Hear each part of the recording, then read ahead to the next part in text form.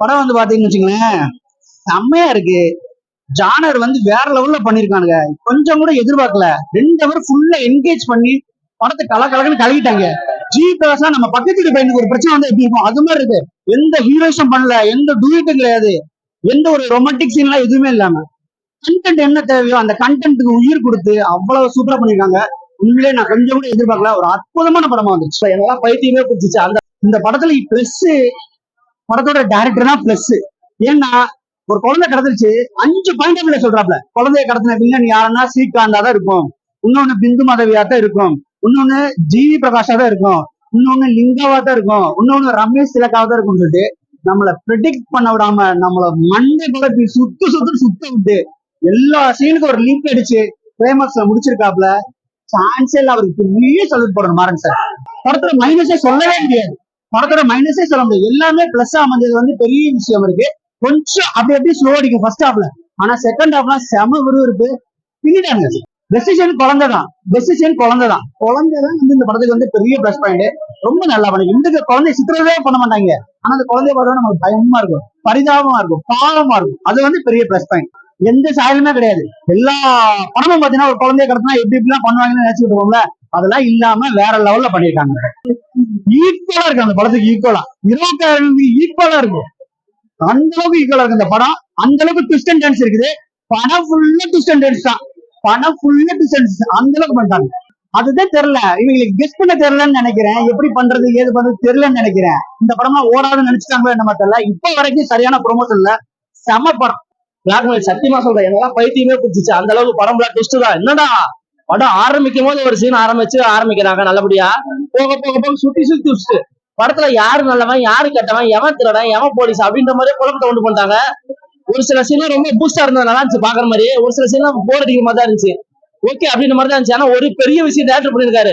படம் 2.5 மணி நேரம் 3 மணி நேரம் கொடுக்கல, 2 மணி நேரத்திலே படத்தை முடிச்சிட்டாரு. அப்ப டப்புன்னு முடிச்சு நாங்க வெளியே வந்துட்டோம். அந்த அளவுக்கு ஒரு சின்ன சந்தோஷம்.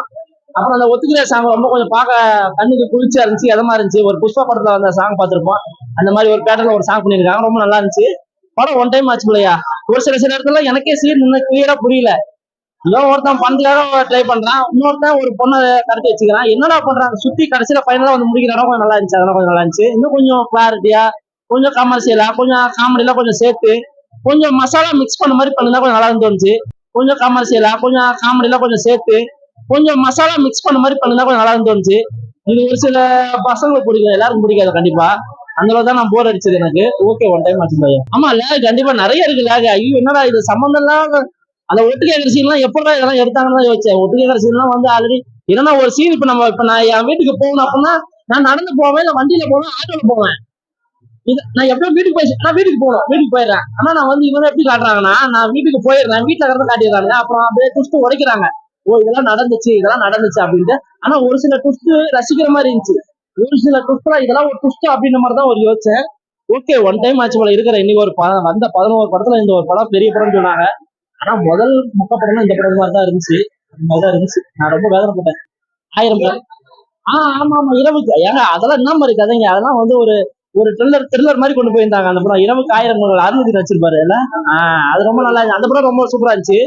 நான் உண்மையில இந்த படம் வந்ததுக்கு ஒரே காரணம் அந்த ஒரு சாங்கை யூடியூப்ல பார்த்தேன், ஒத்துக்கிறியான்னு.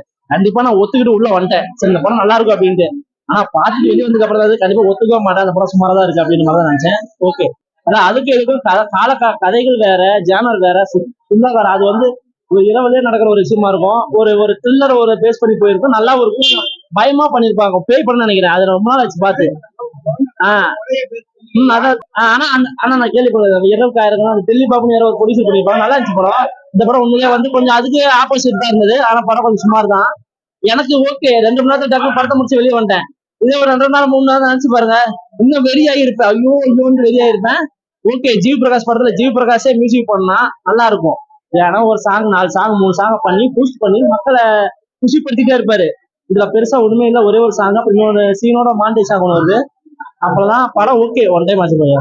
பெஸ்டினா அந்த குட்டி பொண்ணு வந்து பேசுறது, அப்பா அம்மா என்னை விட்டுட்டு போயிட்டாங்களே காரக்கானு தேடுற ஒரு சின்ன சின்ன கியூட்டான விஷயம் கொஞ்சம் நல்லா இருந்துச்சு. மற்றபடி பெருசா ஒண்ணுமே இல்லை. ஊருக்கெல்லாம் குறிசல்மா பள்ளி அது போய் கட்சியில விழுந்துடும், சாப்பாடு உண்டான ஊந்துருவாங்கல்ல.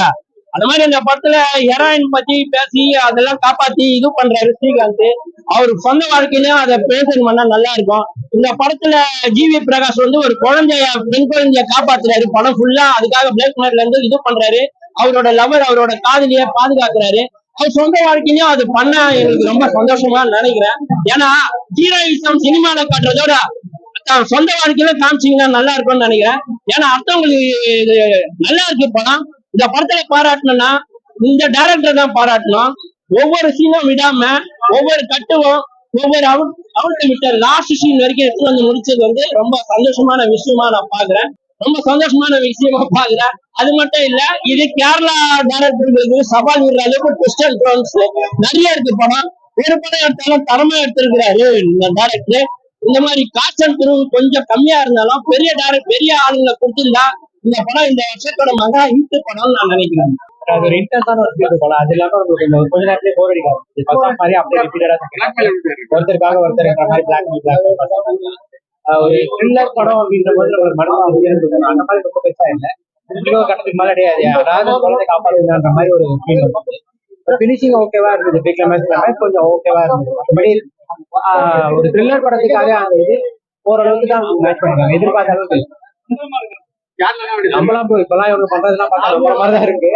பட் அதான் படம் தான் லாஜிக் பார்த்தால அந்த விஷயம் நல்லா பண்ணிருக்காங்க. ஃபர்ஸ்ட் ஹாஃப் ஓரளவுக்கு அந்த இன்ட்ரோல் பொசிஷன் நல்லா இருக்கும். நம்ம சர்ப்ரைஸ் நம்ம ஒன்று நினைச்சா அதுக்கு அடுத்த சர்ப்ரைஸ் தான் பண்ணுவாங்க. பட் செகண்ட் ஹாஃப் அதை ரிப்பீட் பண்ணும்போது கொஞ்சம் போர் அடிக்க ஆரம்பிச்சு. புரியல. ஆமா ஆமா ஆமா ஆமா. ஆனா அந்த படத்துக்கு அந்த அளவுக்கு எல்லாம் இல்ல ப்ரோ. இது ஓரளவுக்கு அதான் ஃபர்ஸ்ட் ஹாஃப்ல என்ன நடந்தது திருப்பி ரிப்பீட்டா நடக்கிறப்போ பெருசா நம்மளுக்கு அது கொஞ்சம் கன்வின்சிங்கா இல்ல. ஓகேவா தான் ஆக்டிங் எல்லாம் நல்லா தான் இருக்கு. பட் அவர் இந்த மாதிரி படங்களே திருப்பி பாக்குறது வந்து கொஞ்சம் போர் அடிக்கிறது.